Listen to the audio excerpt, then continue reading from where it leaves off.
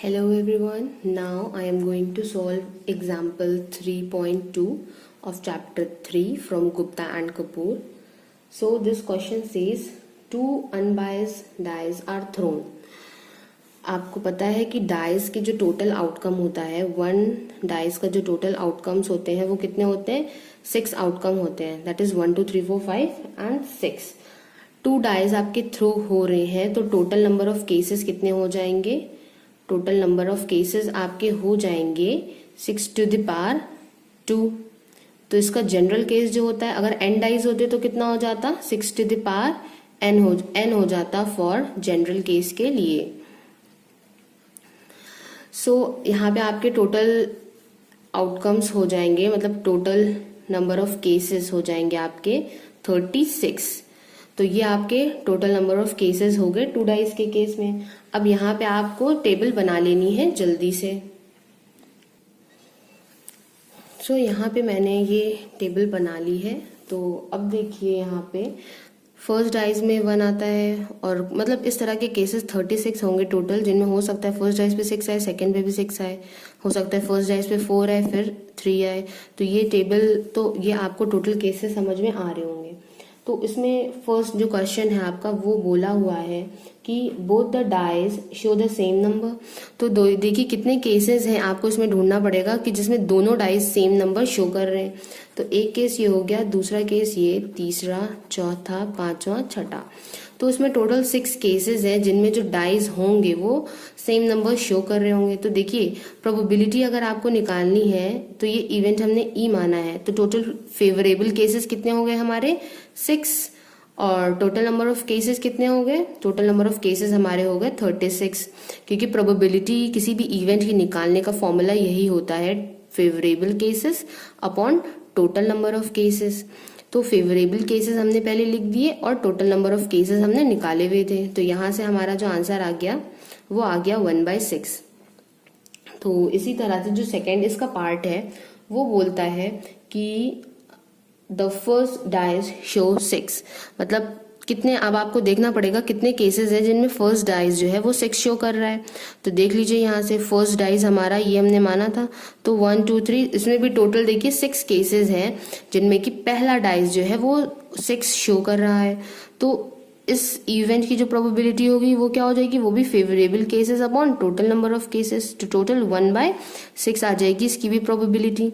अब इसके बाद जो नेक्स्ट क्वेश्चन है वो बोल रहा है the total of the number on the dice is 8. मतलब कि इन डाइस पे जो भी नंबर आया हुआ है उनको हम ऐड करें तो उनका टोटल हमारा कितना हो जाना चाहिए? उनका टोटल 8 आ जाना चाहिए. तो आप देखिए कितने केसेस हैं इसके लिए.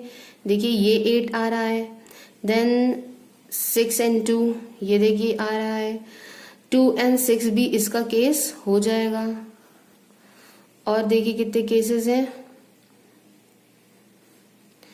5 and 3 ये देखिए, एंड 5 and 3.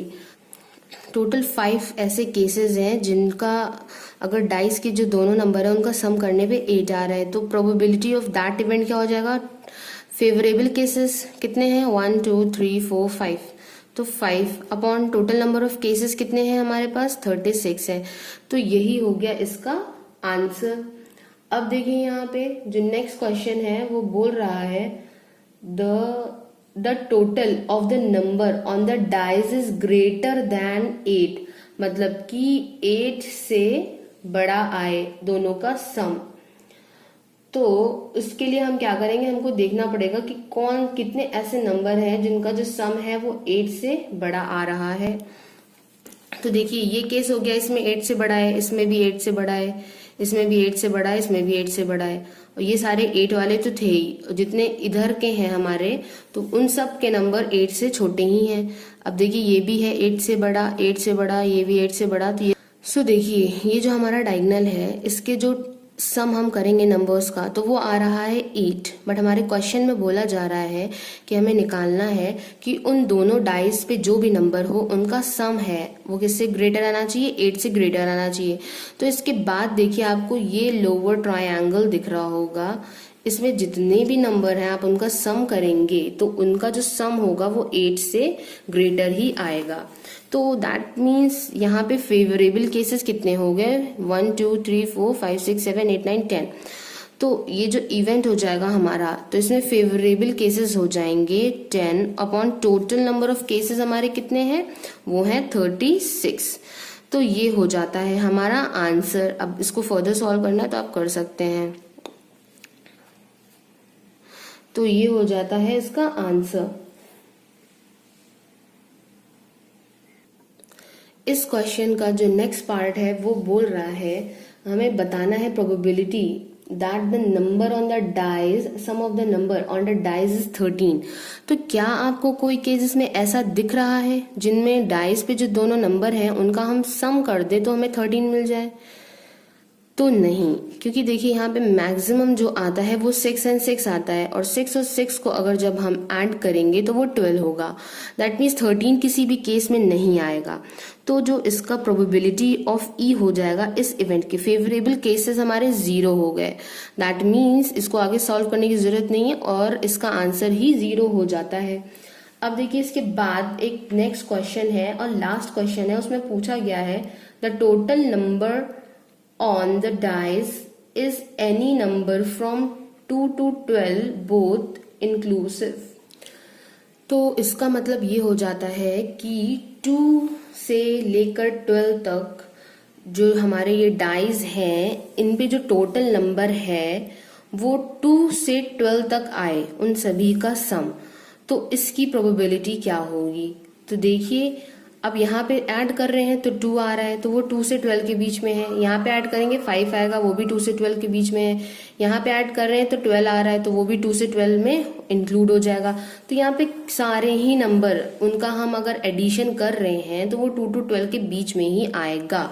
तो इसका मतलब इस केस की प्रोबेबिलिटी क्या हो जाएगी? तो इस केस की जो प्रोबेबिलिटी होगी वो हो जाएगी 1। दैट मीन्स कि ये एक श्योर इवेंट है और ये जो था वो एक इम्पॉसिबल इवेंट था। तो इसका आंसर हो जाता है ये। आप लोगों को अगर ये समझ में आया हो तो आप लोग प्लीज़ कमेंट बॉक्स में कमेंट करके बताइएगा। और आप लोग इससे पहले ये क्वेश्चन लगा चुके हैं, आप लोग को ऑलरेडी आता था तो बहुत अच्छी बात है, आप लोग वो भी बताइएगा। Now thank you for watching my video. Have a nice day.